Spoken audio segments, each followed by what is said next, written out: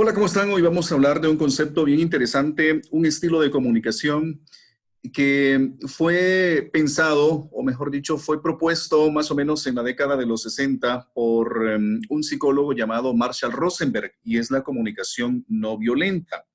Quisiera comenzar esta reunión con una frase muy importante y que me parece oportuna. A menos que seamos el cambio que buscamos en el mundo, jamás se producirá cambio alguno.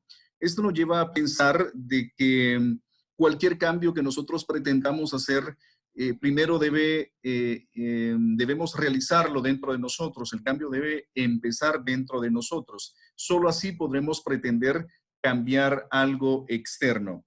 Y bueno, pues él es Marshall Rosenberg, él es el escritor, el autor de un libro que se llama Comunicación no violenta, y con base en ese libro se han desarrollado muchas propuestas y actualmente hay gente que se dedica precisamente a enseñar y a promover la comunicación no violenta, este método planteado y propuesto por Marshall Rosenberg. ¿Qué llevó a Marshall Rosenberg a pensar en este concepto de comunicación no violenta? Fueron precisamente dos preguntas que él se hizo en un momento. ¿Qué ocurre que nos desconecta de nuestra naturaleza solidaria y nos lleva a comportamientos de manera violenta y abusiva? ¿O porque algunas personas son consecuentes con esta actitud solidaria incluso en las circunstancias más adversas? Esto lo llevó a él a reflexionar y a analizar un contexto muy difícil en el que él tuvo que vivir de niño, y a comprender que el punto de inflexión estaba en un proceso tan sencillo, en algo en apariencia tan sencillo, pero que tiene mucho impacto dentro de las relaciones interpersonales, y es el hecho de hablar y escuchar. Se dio cuenta que allí estaba el secreto de cómo podríamos nosotros cambiar hacia una comunicación pues más compasiva, hacia una comunicación que propiciara relaciones más armoniosas. Podríamos decir que pues nosotros nos comunicamos pacíficamente, pero ya viendo el método de Marshall Rosenberg podremos identificar algunos aspectos de nuestra manera de comunicarnos que quizás no son los más adecuados, y no es culpa nuestra. Esto lo hemos venido arrastrando y lo hemos venido aprendiendo a través de nuestra cultura, a través de lo que hemos venido absorbiendo de nuestro entorno, de modo que esto será una manera de confrontar esas creencias y esas maneras de comunicarnos, y de pronto pensar en que sí podemos hacerlo de una mejor manera. Dice el método de comunicación no violenta que nuestras palabras se convierten en respuestas conscientes con base en lo que percibimos, en lo que sentimos y en lo que deseamos. Esto nos lleva a cuatro puntos importantes que componen el método de la comunicación no violenta, que es la observación, esta realidad compartida, el sentimiento, las necesidades y, por último, las peticiones. ¿Qué quiere decir esto? Que la comunicación no violenta parte de una observación de los hechos, y nosotros tenemos muchas veces la mala costumbre, o caemos en la tentación de no solamente observar hechos, sino de interpretarlos, de evaluarlos y de etiquetarlos. Y ahí es donde muchas veces cometemos el error, y donde podríamos dar ese cambio para poder poner en práctica el método de la comunicación no violenta. ¿Qué estoy diciendo con esto? Por ejemplo, nosotros decimos actualmente, que ahora que estamos viviendo este tiempo de confinamiento, nosotros decimos, la gente no entiende que no tiene que salir de casa. Estamos primero generalizando y estamos etiquetando y señalando y juzgando a la gente que es tonta porque salen de casa cuando se les ha dicho que no deben salir, que debemos guardar la cuarentena. Pero ¿qué pasa si nosotros decimos, bueno, algunas personas tienen que salir porque dependen de lo que ganan durante el día? Su sustento depende de lo que ganan durante el día. Aquí estamos viendo un hecho. En el otro estamos evaluando, estamos interpretando y estamos etiquetando. Entonces, aquí nos vemos muchas veces nosotros reflejados porque quizás todos nosotros hemos caído en eso. Decimos, tal persona es un impuntual y quizás estamos diciendo eso porque llegó tarde un día de la semana o llegó tarde a una reunión. Entonces, observar hechos, hechos, no evaluaciones. Luego, este hecho que observamos nos provoca un sentimiento.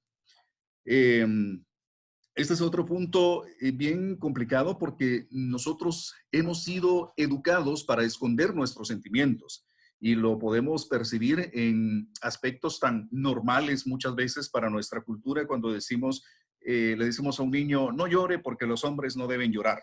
Imagínense es desde dónde venimos absorbiendo esa cultura de no eh, eh, ver, de no ver nuestros sentimientos y de no ponerles un nombre a nuestros sentimientos. Entonces, debemos ponerles un nombre a nuestros sentimientos y a los sentimientos de los demás. ¿Por qué razón? Porque los sentimientos son el reflejo del tercer elemento que son las necesidades. Pero ¿qué ocurre con los sentimientos? Pues resulta que como no estamos acostumbrados y se nos ha enseñado a ocultar nuestros sentimientos, lo que decimos que sentimos muchas veces no es lo que sentimos, sino lo que pensamos sobre el comportamiento de otras personas hacia nosotros. De ese modo decimos, no decimos me siento solo, sino decimos me siento marginado. Es decir, ya estamos poniendo, estamos interpretando que la otra persona nos está marginando. No decimos me siento herido, sino me siento lastimado. Estamos de esta manera interpretando el comportamiento de otra persona hacia nosotros y aquí podemos estar equivocados. Entonces tenemos que identificar nuestros sentimientos.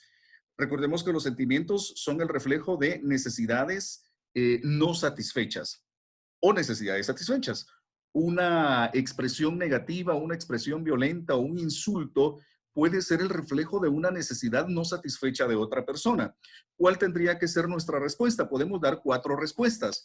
Por ejemplo, podemos culparnos. Alguien nos dice, eres un irresponsable. Sí, soy irresponsable, tienes razón. Entonces aquí caemos en el papel de víctimas, aquí se nos afecta nuestra autoestima y el resultado no es el mejor. La segunda respuesta que podemos dar ante una expresión negativa, eres un irresponsable. El irresponsable eres tú. Entonces, en la primera nos culpamos a nosotros, en la segunda culpamos al otro y la tercera respuesta es, eres un irresponsable.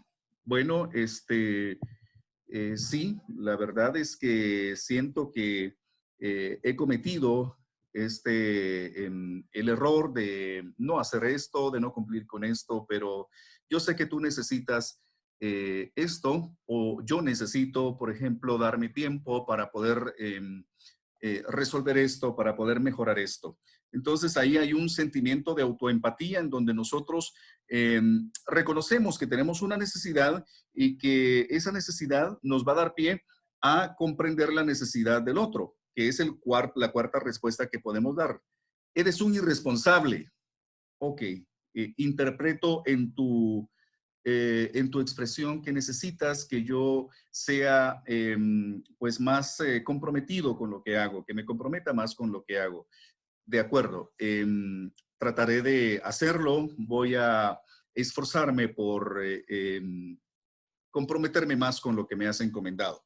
Esa es la cuarta respuesta. Entonces, la clave está en que en la tercera y en la cuarta, cuando nosotros autoempatizamos, cuando nosotros reconocemos nuestras necesidades y nuestros deseos, pues se nos hace más fácil empatizar con los demás y luego viene la petición. En la petición podemos caer en un error muy frecuente, que muchas veces las peticiones las hacemos como exigencia o como orden. Y esto puede darnos tal vez la respuesta que queremos en el momento, pero más adelante puede provocar algunas otras reacciones, porque cuando nosotros exigimos, esa exigencia lleva implícita algunas veces una amenaza. Entonces la gente probablemente va a ceder, a concedernos lo que estamos pidiendo, pero se está generando un sentimiento de un resentimiento, se está generando tal vez un deseo de venganza. Algún día va a necesitar de mí y ahí me voy a desquitar. Entonces, nuestras peticiones debemos hacerlas de una manera en la que no amenacemos, en la que no hagamos sentir mal a las otras personas, en las que les digamos que realmente son importantes para nosotros y que necesitamos de su compasión. Entonces, una manera muy adecuada de hacer nuestras peticiones puede ser mediante preguntas. ¿Puede usted darme 10 minutos para platicar sobre el por qué hoy usted vino tarde a la reunión?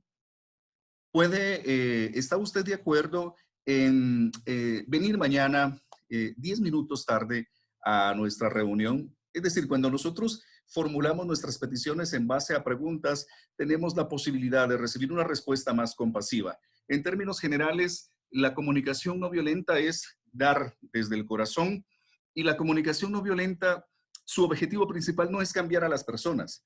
El cambio de las personas será una consecuencia, pero el objetivo principal de la comunicación no violenta es fomentar relaciones más armoniosas, buscar mejores relaciones interpersonales. Y esto, por supuesto, traerá como consecuencia tal vez algún cambio en la persona, pero no es ese el objetivo principal. El objetivo es mejorar nuestras relaciones interpersonales. Que tengan buena noche.